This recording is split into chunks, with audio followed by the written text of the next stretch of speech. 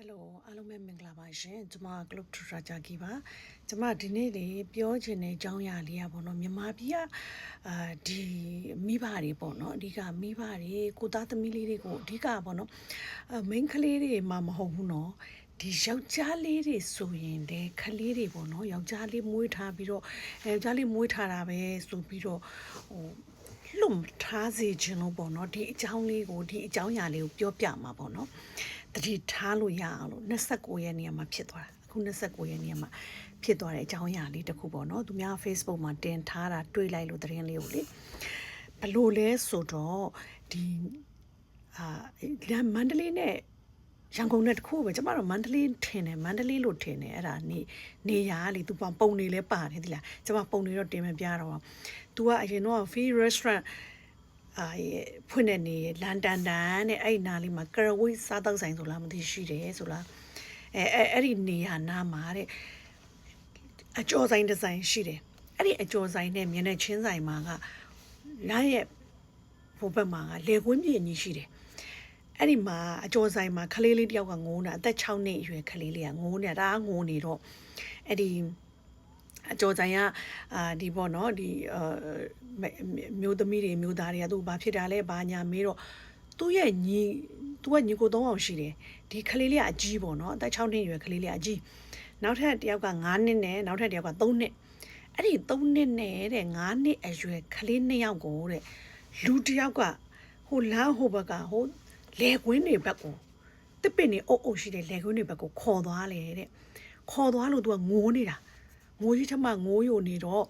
အဲ့ဒီအကျော်ဆိုင်ကအမျိုးသားကြီးကလူကြီးကဦးလေးကြီးကပေါ့နော်အဲ့ဒီဘက်ကိုလိုက်သွားပြီးတော့အဲ့ဒီကလေးနှစ်ကောင်သွားခေါ်တော့ဟိုမှာအဲ့ဒီကလေးနှစ်ကောင်ခေါ်သွားတဲ့အကောင်လူကြီးပေါ့နော်အဲ့ဒီလူကြီးကဒီကလေးနှစ်ကောင်ကို rape လုပ်စ조사နေတာအငယ်ကောင်လေးဆိုရင်ပြန်ခေါ်လာတဲ့အချိန်မှာဘောင်းမိတော်မပါဘူးအဲ့တော့ဒီအကောင်လေးအလက်ကလေးကိုလည်းအဲ့နဲ့ဟိုလူလည်းဒီလူကြီးကကူညီဖို့သွားလဲသွားဒီကလေးနှစ်ကောင်စီကိုသွားလဲသွားအောင်အဲ့ဒီလူကဒီလူလာတာမြင်တော့ထွက်ပြေးတာတခါတည်းထွက်ပြေးတော့ကလေးနှစ်ကောင်ကိုခေါ်လာတော့ကလေးလေးအငယ်လေးကဘောင်းမိမပါရှာဘူးအဲ့ဒီကလေးအလက်ကလေးကိုမေးတော့သားကိုရောဘောင်းမိချွတ်လာဆိုသူ့ကိုပါချွတ်တယ်လို့ပြောတယ်တဲ့နော်အဲ့တော့ကလေးအကြီး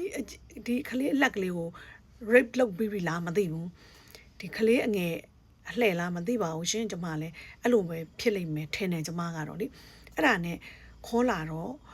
ဒီကလေးလေးတွေဝိုင်းမိလိုက်ဒီသားအကြီးကိုဒီငိုးနေတဲ့ခုနငိုးနေတဲ့သူ့ညီလေးတွေခေါ်သွားလို့ငိုးနေတဲ့ကလေးအကြီးအသက်6နှစ်ရွယ်ကလေးကြီးကိုမေးလိုက်တော့သားကအဲ့ဒီလူကိုတိလားလို့မေးတော့ခေါ်သွားတဲ့လူကိုတိလားဆိုတော့တိတယ်လို့ပြောတယ်တဲ့